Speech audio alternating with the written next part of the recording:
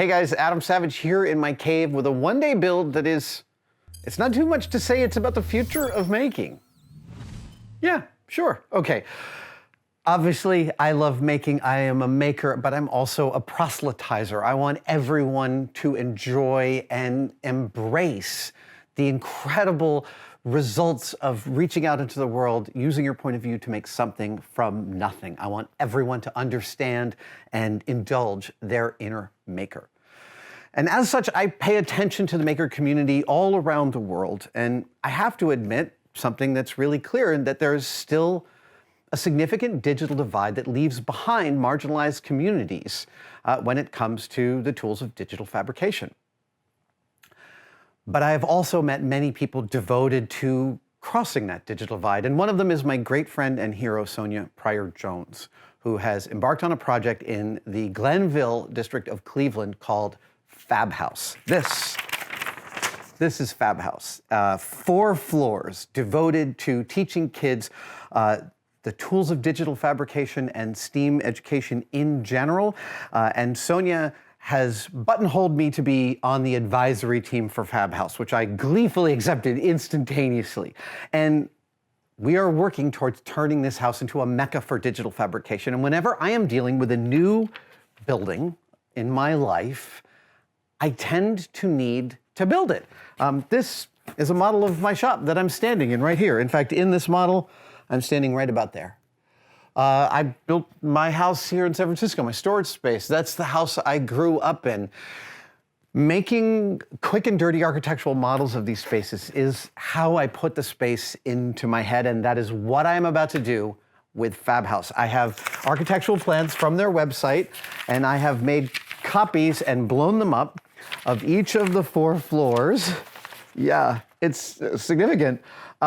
And I'm going to make a 1/24th scale foam model of Fab House. I'm going to start at the basement and move all the way up to the attic.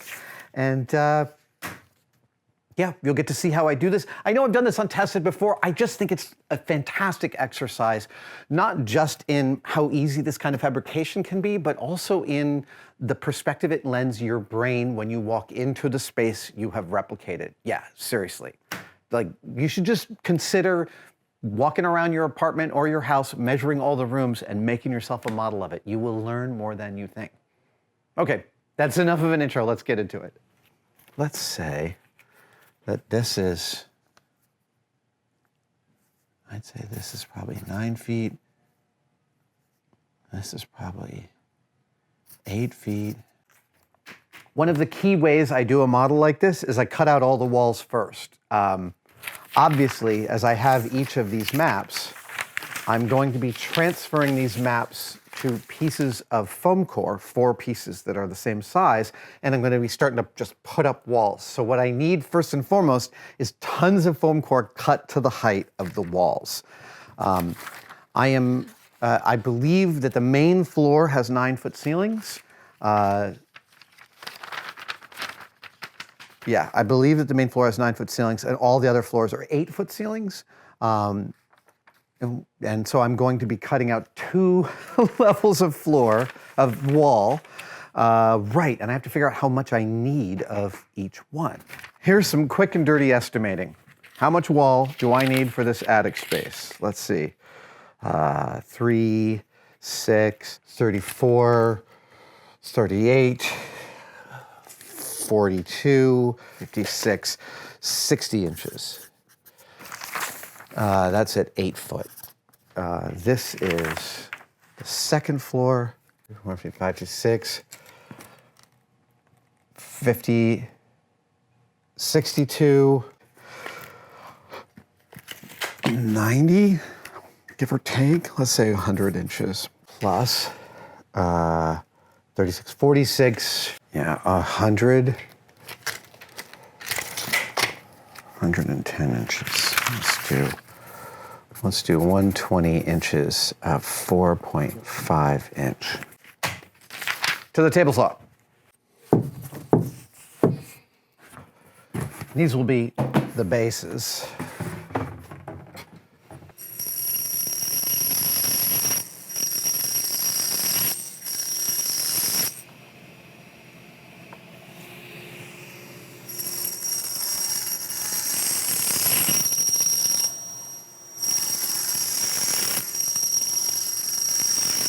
Just doing my math, 24 inches times 12 is 288, right? Yeah. 12 inches times 12 is 144. 24 inches times 12 is double that, so it's 288. I have 2, 4, 6, 8, 10, 12. That should be enough walls for all the floors but the main floor. Okay, now we go 4.5. I need 120 inches. That's 10 feet. So at 2 feet, that's 5 of these. Right? Yeah, that's 5 of these. Okay. I'll do 7. That's 1, 2, 3, 4. Ah, what the hell? I'll just do 8. Then I'm covered. Okay. Hopefully, that is the last of the table saw cutting. I'm gonna need to build a lot of stairs in this house. That's definitely a thing. The basement. And the basement is that piece of Foamcore. We are going to start to build this. These are top, right, the basement is half submerged, so these are little tiny windows. That one, that one, that one, and that one. And these are windows that are like, okay, let's make this long wall. I'm gonna go with the outer extents of this. The walls in the drawing are quite a bit thicker than the actual walls I think might be, but we'll see.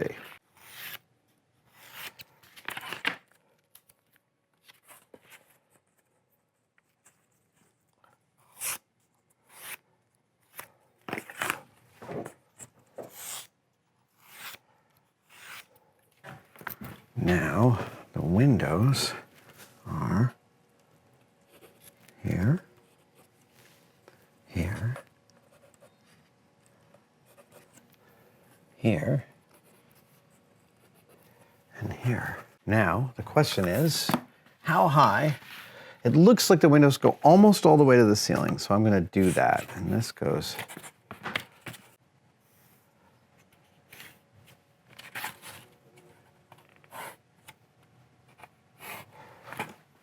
but the windows look roughly square, so much of the time when I am doing this exercise, I am not working from nice blueprints like I get to this time, but I'm frequently working from plans that I drew of my house. So my preferred technique forever has been to go get a grocery paper bag and unstick it at its seams and use it as the piece of paper. And I roughly draw out the floor plan of what I can see. And then I go in and crawl around the house, filling in all the measurements on the floor plan. This is quite a luxury to have such good drawings.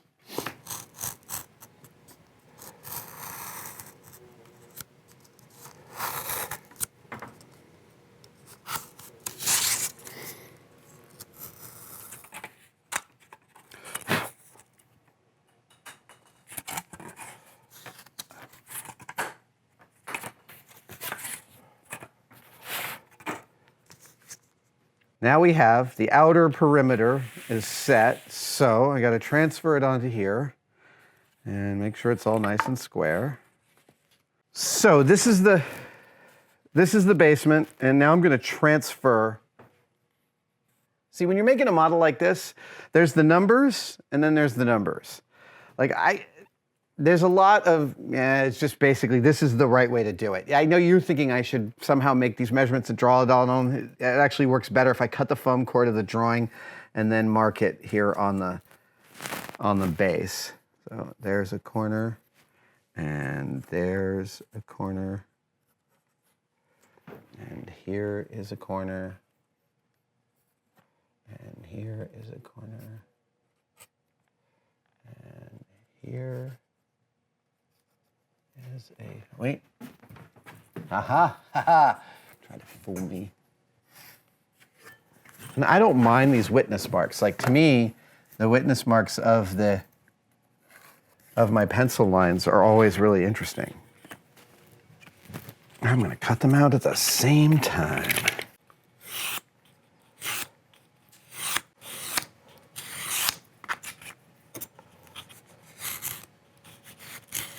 This blade feels weirdly dull. And that's a door with a sliding, so. And the door is 6 feet high. It is a 6-foot door, like all doors are like 72 inches. Hold on, let me just double check this. Oh no, it's 7 feet, 84. Okay, so 7 feet is 3.5 inches. 24 scale is really easy to do the math on. If it's a 7-foot door, it's ½ inch to a foot, so you divide it by half. So a 7-foot door is not 7 inches, because that's 12th scale. It's half of that, so it's 3.5 inches. Yeah, so 3.5. Okay.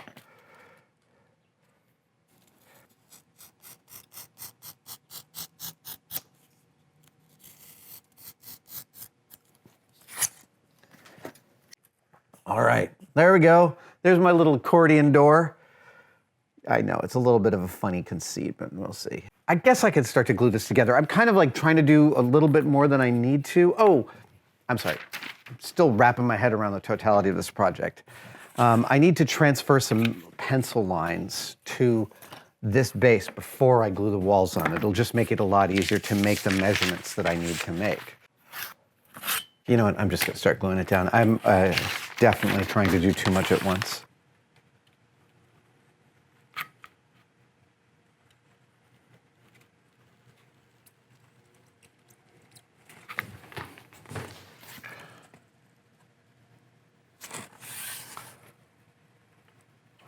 The pencil lines, when you put them down on the Foamcore, allow you to lay your stuff down much straighter than normally. Yeah, that's great.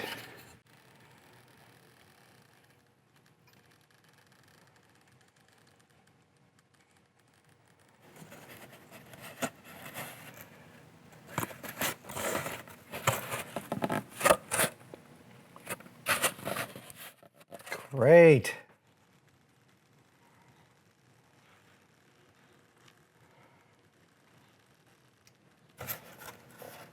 The other thing about these models, once they're done, they become tremendous documents for discussion. So I'll give you an example.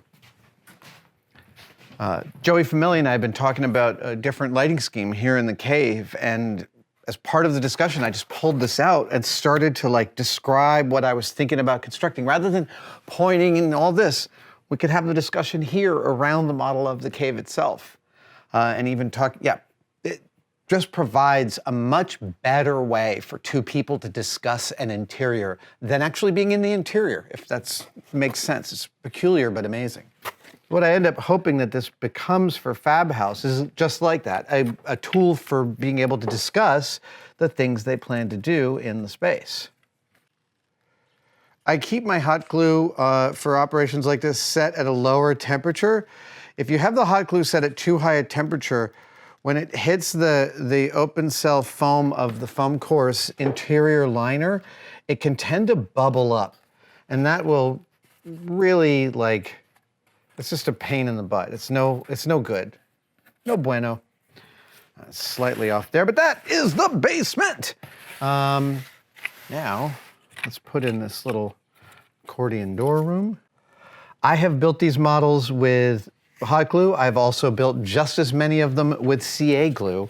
I don't have a preference. I think I can tend to do slightly cleaner work, although it takes longer with the CA glue.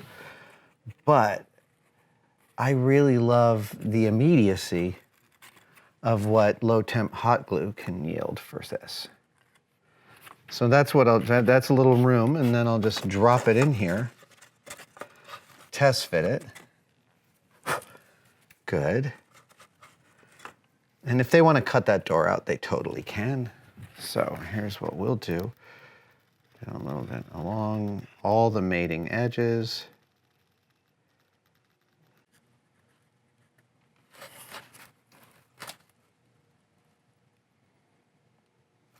Bingo.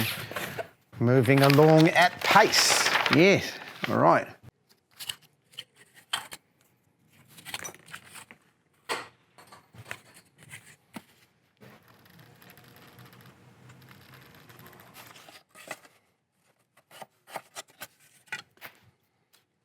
One thing about this that I really want to stress is don't be too careful. Seriously, I know it's an architectural model, and throughout your whole life, you probably told yourself that architectural modeling is like super rigorous. And what I've come to understand is that there's no such thing as a perfectly accurate set of blueprints. And you're not going to use this model in a way that a high degree of super granular accuracy is necessary. I use these models for talking about renovations, for talking about where to put the tables for a party. I talk about them for future thinking about ways in which we might want to reconfigure a room. But you can be a lot looser than I think you might need to be. Also, this is one of the things I love about doing exercises like this. It's like, this is a blank space. This is the room you go into, and there's a bathroom in that room, and this bathroom has this blank space here that could be where the HVAC runs, you don't know. This is how I figured out how the HVAC ran in the first house I owned. For me, when I know that I can relax a little bit in terms of accuracy, it just allows me to go a bit faster. So I usually work hard to get the outer perimeter nice and tight and square, and then now is that a door? I think it might be a door, so I'm also going to give it a capper.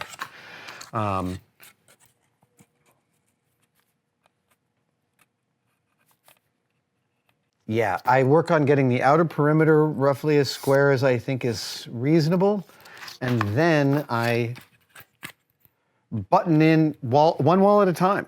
And I have, I think sometimes my low standards for accuracy are pretty clear, but I've never suffered for it in any of these architectural models. It's never been a thing where it's like, you built it the wrong size! Well, don't get me wrong, I built stuff to the wrong size, but not because of the model. We were doing a renovation in our laundry room, and we ordered a piece of marble spec'd to a measurement that I had figured out, and I was off by 2 inches. We literally had to add, in order to make this piece of custom woodwork work that we had done, we had to have an extra 2 inches glued onto the marble. And the look of pure surprise on my wife's face of like, she didn't say it, but the look said, I thought this is what you did for a living.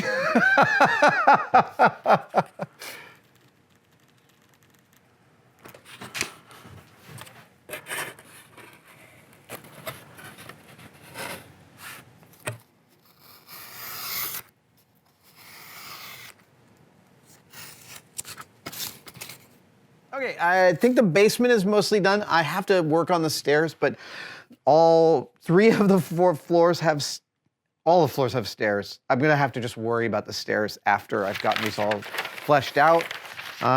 Basement. Okay, I'm gonna put this. That's pretty good. That's pretty good.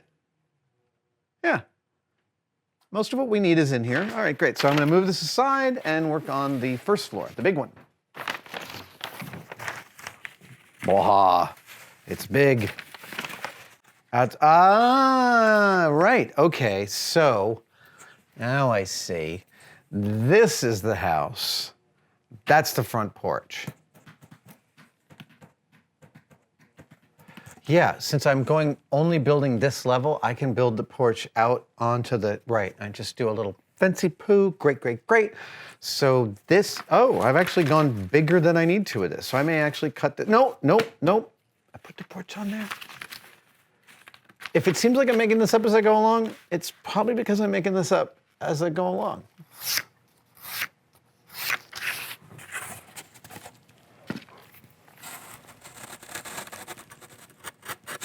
When you're doing this kind of build, save every scrap. You're gonna end up wanting them. So just don't toss anything away when you're first putting it all together. So there's that.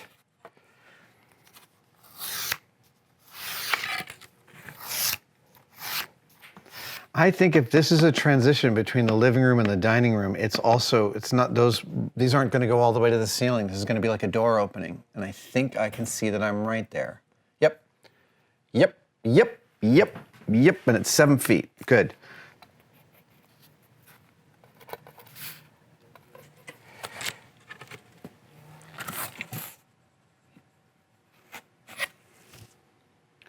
.55. That's 0.755.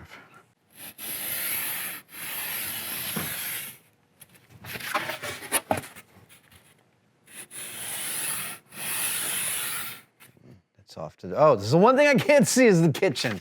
All right, we're gonna go with some standard window action here. Okay, so that's the first floor windows. They are, I say they're probably like about like there to about like there. Yeah, that seems reasonable. We're gonna be following that on all of them.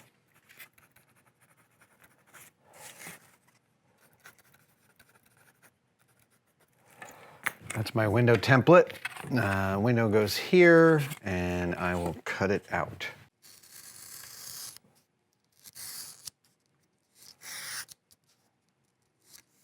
This is one of the more labor-intensive parts of this kind of modeling, is you've got to cut all the portals out of every wall. You've got to cut all the windows and doors before you put it together, right? So you just have to, you can cut them out afterwards, but it's no fun.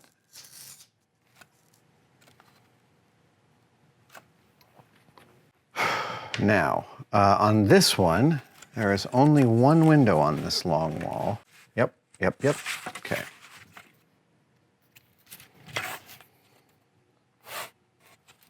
Oh, I first met Sonia Pryor-Jones actually because of the Obama administration.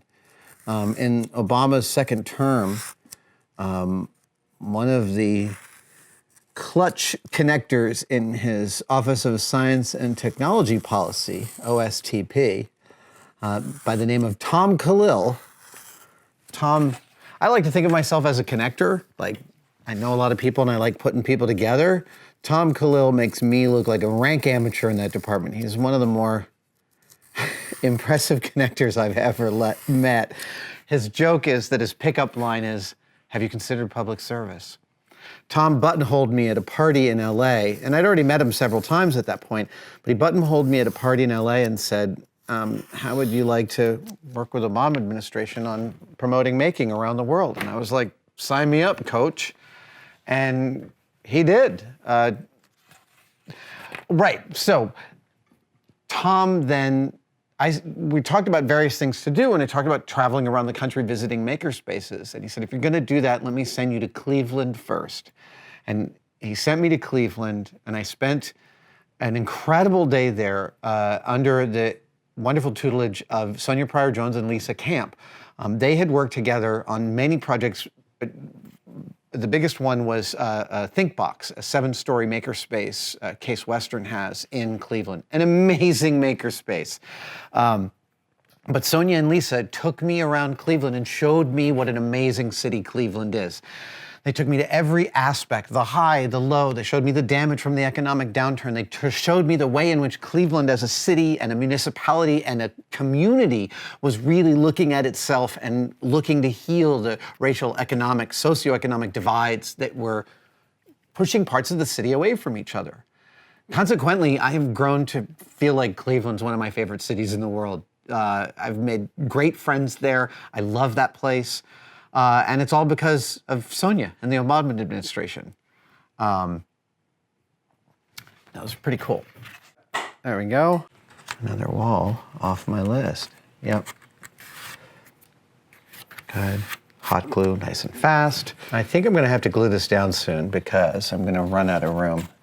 And I'm gonna end up with a piece too unwieldy to lay out.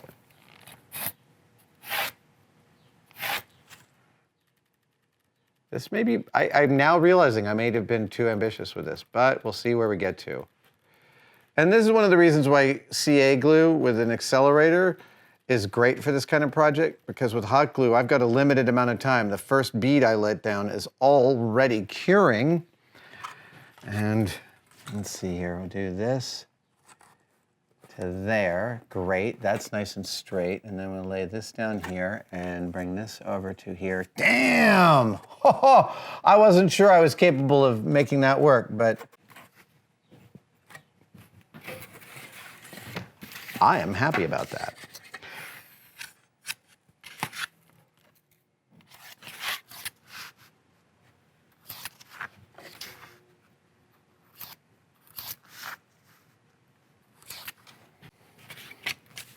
One of the spaces we looked at in Cleveland was a former school that had unbelievably been designed like a prison, with a panopticon, like a central viewing platform from which all the classrooms could be viewed by an administrator in the center. It was really intense, and had been turned into a real maker space, a real maker-based education space.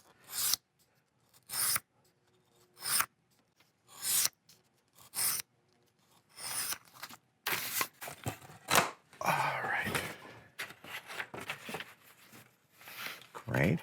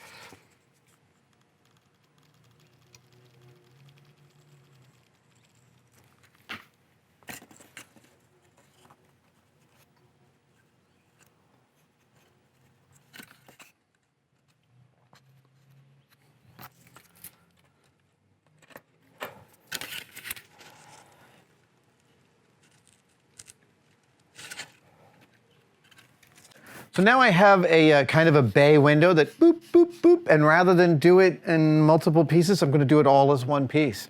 Yeah, we'll see. So what I have here is a bend that starts there, score. Then, once I'm there, there's a window, and this is a score.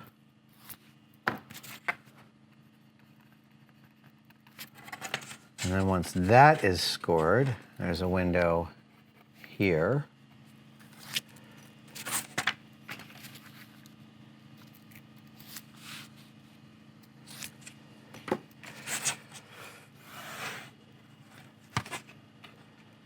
And once that is done, then I score here.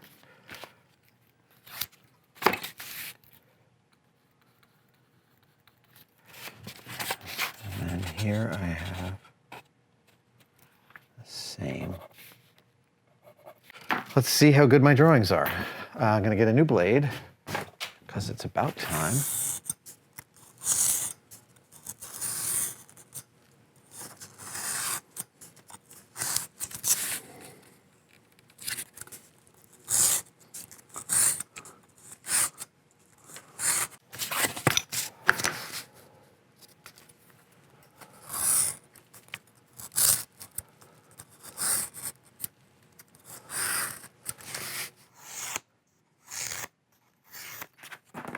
All right, let's see what I got here.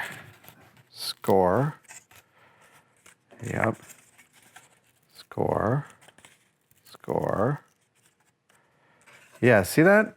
There we go. And now this comes like this, like this. All right, I think I can cut it here.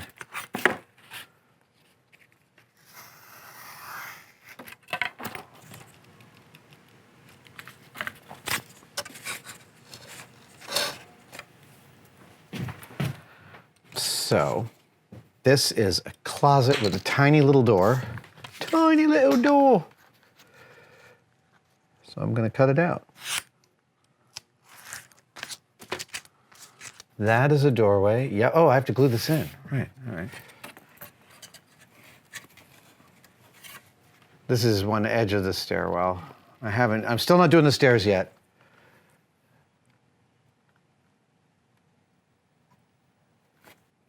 goes right about, yeah.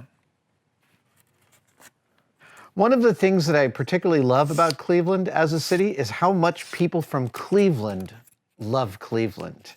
I mean, and it's not just like blind city pride. Like, they really love the city. Sonia and her husband will rent hotels in other parts of Cleveland to get to know those neighborhoods better. Like, they'll do a staycation in town just to kind of learn about a neighborhood. I find that really inspiring. I mean, don't get me wrong, I've thought about doing that in San Francisco. I've just never done it, right? To me, that speaks volumes to loving your city. Seriously. And I find that with every Clevelandite that I end up meeting and enjoying spending time with. Tested contributor Frank Ippolito from Cleveland. If you're into theater, Cleveland has a theater district that is literally like second only to Broadway. Yeah. Great city. It's been too long since I've been back. I'm putting in the columns of the porch. This just helps set the visual space that we're talking about.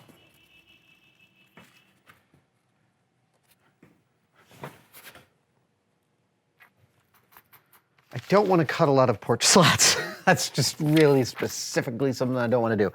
Right, so one thing is, there is yeah. Good.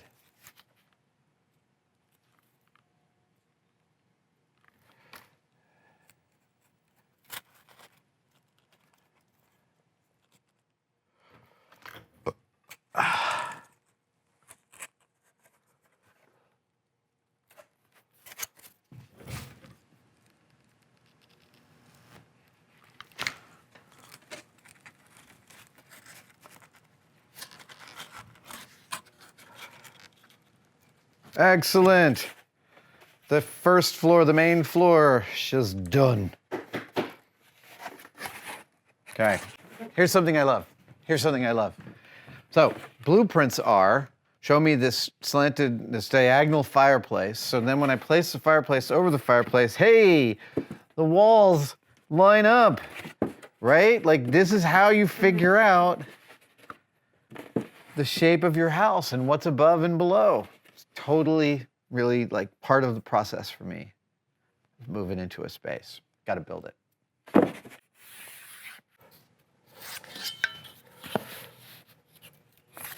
Okay, so there's that. Okay, so now I got to draw some windows in here. Let's see. This is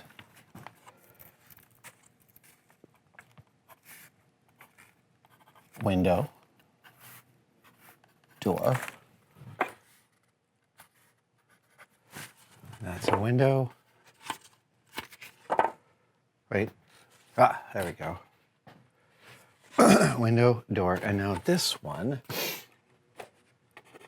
Window, and then this one here. Score, window, window, score. Then window, window, score. And cut it a little bit oversized, just in case.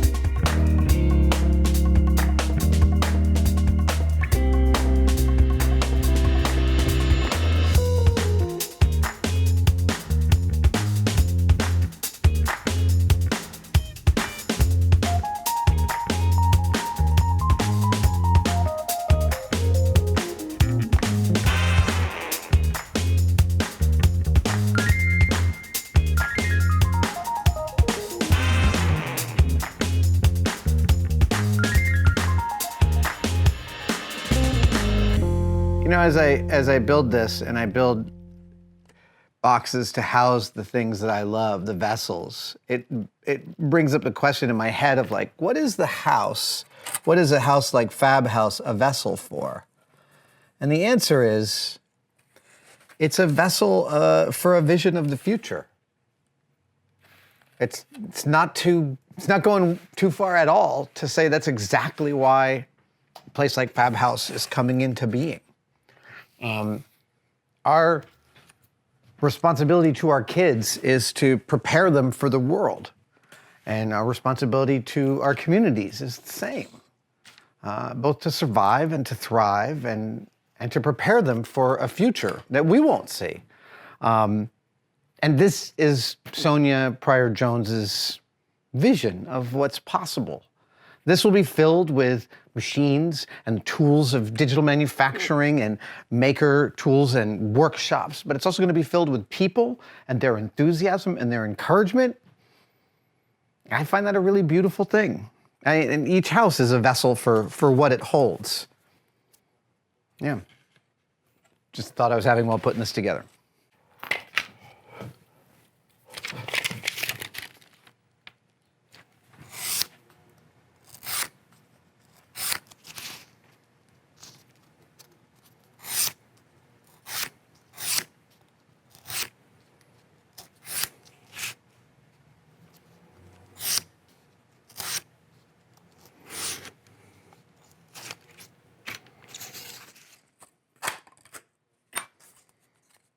Okay, so if that lives there,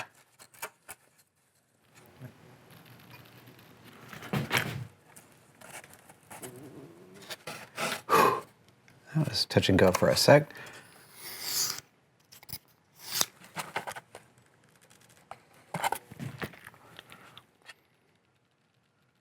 There was a window in this wall at the end of the stairs here on the 3rd floor, but I don't know what height it is. I can't figure out where it's supposed to actually go, so I'm gonna leave it uncut. I will leave it to the lovely humans at Fab House to put in the stairs, and to do this window. There may be a couple more things. Not trying to leave you with extra work. I think we might be at this. I think we might be done with the 3rd floor here. Moving on to the attic. I just got to put in a little closet door topper here. And that's it. Good. Closet, door, porch,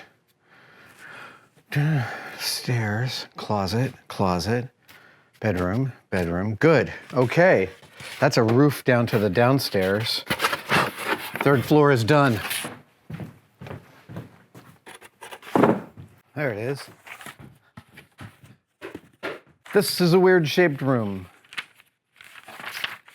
Oh, it goes all the way to the extents. Yes, it does, because it's a weird shaped room. Yeah. Okay. It's like Station of the Cross.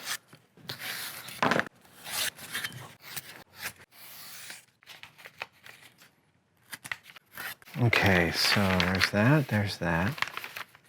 Yeah, there. Ah, right, this one comes all the way across. And that one, and that one.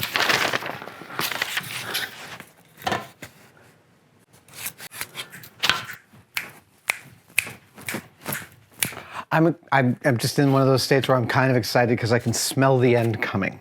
A bonus of the top floor of Fab House is that there are no windows. I mean, it's like a kind of a dormer Narnia up there. Lots of slanted, as you can see here. Right, I think this is the ceiling, so everything comes in. I'm still gonna make the walls 8 feet tall. If Fab House choose to shorten them, they can, but for discussion purposes, it's still enclosing the space in a way that makes sense. There's one window, and it's over here at the front. So this is, right, window. Excellent. All right, here we go.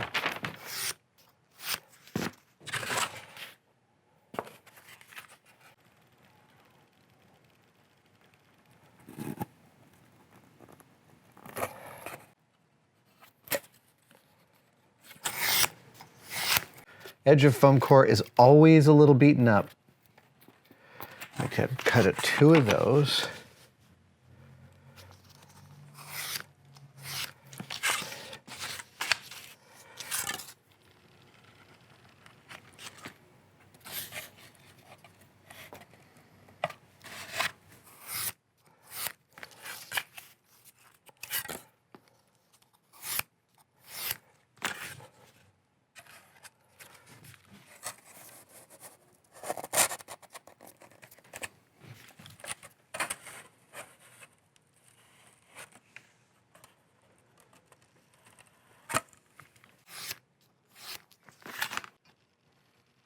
As I'm putting the finishing touches here on the attic, I want to note, I'm at the end of my glue stick. I've done 3.5 floors on 1 glue stick. I didn't mean to be thrifty. I don't know why I'm always yelling at the camera from over here. I know I'm wearing a mic.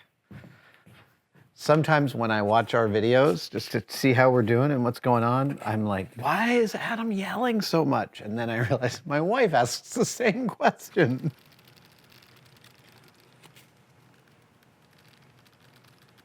Talk about getting it under the wire. This is, turns out I cut precisely, almost precisely as much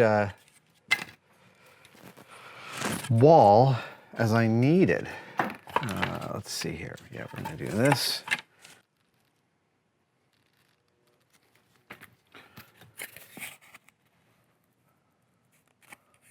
Look, I know sometimes, to some of you, this may seem like a ridiculous exercise, but for me, it is such a, I learned so much more than I ever think I will about the space that I am doing. I learn about its proportionality, I learn about the flow of the space. It's a way of kind of recapitulating. You know how you look at a picture of a place and like you end up with a different relationship to it because the picture changes the way you think about it? Same thing. 3.5 feet. Let's see here.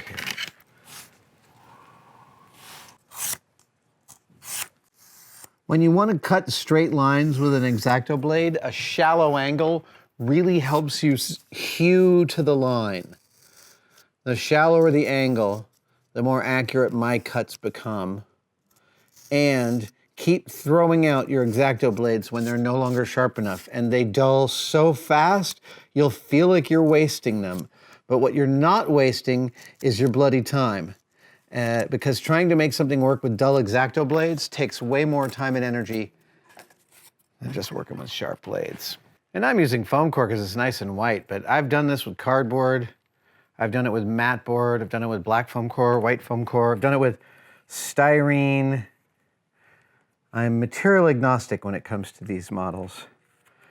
So this is this weird little closet that lives right there.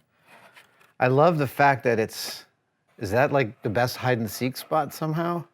I used to live in an apartment that was just like this. It was the top floor of a 3-story building. If you must know, it was on 30th and San Jose in San Francisco. And it's all dormers. It's like the closets went way back because they were all slanted ceilings.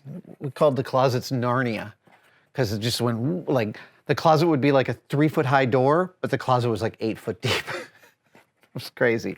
All right, I have one more thing to do to the top floor here, and it is to add this window. And we're gonna slice, let's see, that floor, ceiling. The stairs come up here and they have this little thing, but because it's, yeah, I'm just gonna leave that for those guys. This is an interactive piece. That's my way of explaining why I'm leaving some stuff undone. I'm not being a jerk. No, you know what? When you say I'm not being a jerk, it's never true. Like the necessity to say that phrase means it's questionable. I think his name is Smolayan. There was a philosopher who wrote a piece about a guy who, it's a long story, but basically it was a philosophical thing that when you say, I think it's red, the philosopher is like, no, you don't. You're qualifying it by saying, I think, instead of it's red. You're saying, I think it's red. That means you don't believe that it's red. So shallow angle, and then it sort of follows the score. I did this video a couple weeks ago where I talked about never trying to cut through on the first cut. On the first cut with this kind of foam core, I just try and draw the line that I see. And I'm cognizant that as I cut on this shallow angle, I'm cutting past the line I need here, but not even up to the line here. So frequently I'll turn it around, jam that in there, and also do that. You don't want to be tearing out any of the parts of your construction. You want them to fall out. I tend to gang up my cuts, and I do like all the cuts in one direction at once. There we go. Okay, now I have the difficult cuts, which is these cross cuts, and I don't want to lose this middle mullion. So I'm going to start by going, there you go, see that? That's it. And do the same thing on the other side. Also, my X-Acto holding technique isn't amazing. I do end up kind of often imparting a little bit of mitered vagaries to my cuts. So once you've made all of the cuts for the window, I turn it over and I look at the back, and take a look at the back, and you can see how in some cases I've cut past the corner and in some place right up to it. Any place I haven't yet actually cut the corner, those are the places I want to kind of put in a little bit of a slicey poo, and then they're ready. Oh yeah.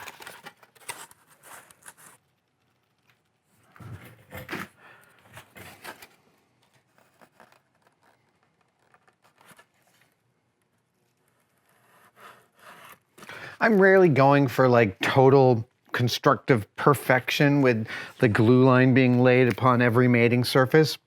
I do a lot of taking apart of these models. So just the fact that it all holds together is good enough. I've got to just see about that little piece there.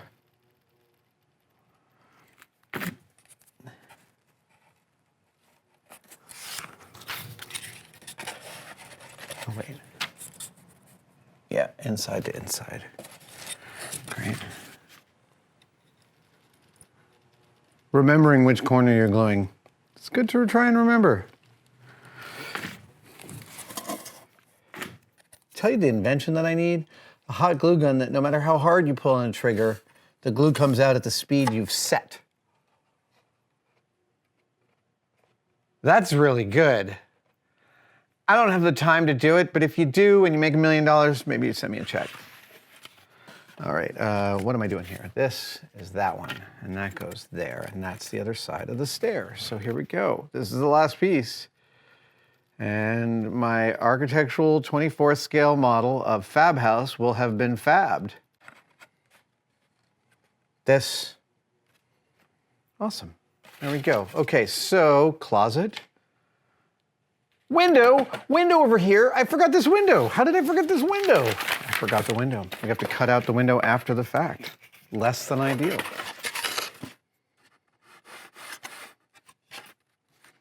Always like this. There's always some last minute, like, oh, I forgot that part.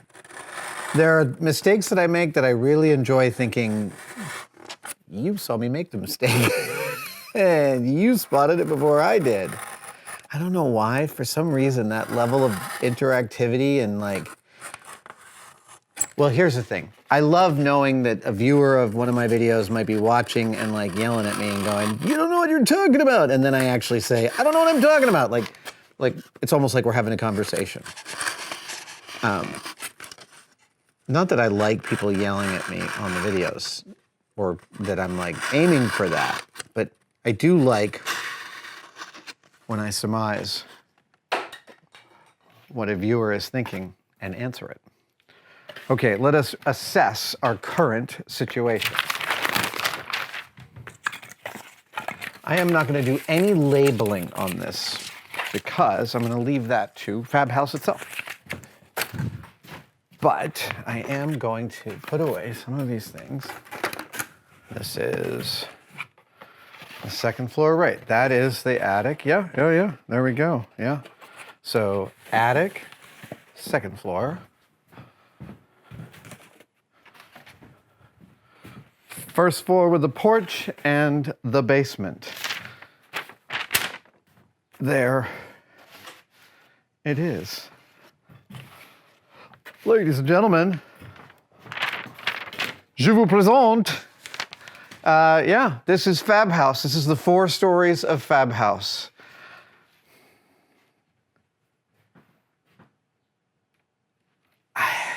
There's something I always find really satisfying about witnessing the completed project. It's always inspiring to me to check it out. As far as the decoration of the rooms, this is where it's up to the future owners. I'm going to ship this up and send it to the folks at Fab House. They can do what they like with this, use it for planning, hang it on the wall. I usually take a picture of myself, bring it down to 1/24 scale, which is 3 inches tall, and I usually put it in there, and I'll have to send them one that they can print out and cut out and put in here. But yeah, I'm really happy with how this came out. There's a couple of things that aren't quite perfect in there, but that's kind of what the whole point was. Thank you guys for joining me for this one-day build, and there is going to be a link. There is now a link. I'm talking in the past, but I'm speaking to you in the present.